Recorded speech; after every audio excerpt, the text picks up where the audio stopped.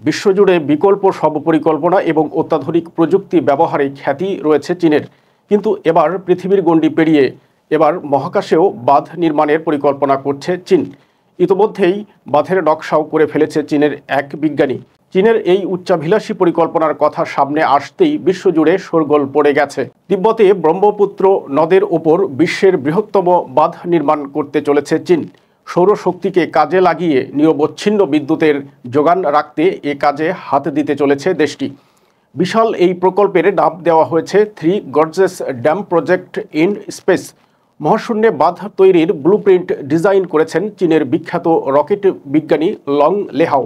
এই প্রকল্প বাস্তবায়নের জন্য ভূপৃষ্ঠ থেকে 36,000 কিলোমিটার উপরে 1 কিলোমিটার প্রশস্ত সৌর প্যানেল বসানোর পরিকল্পনা করছে চীনা মহাকাশ গবেষকরা।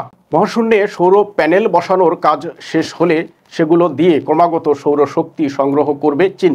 তবে মজার ব্যাপার হলো, দিন রাতের চক্র, আবহাওয়া বা ঋতু পরিবর্তনের জেরে এই সৌর প্যানেলের কোনো ক্ষতি হবে না। সেখান থেকে সবসময় বিদ্যুৎ পাওয়া যাবে।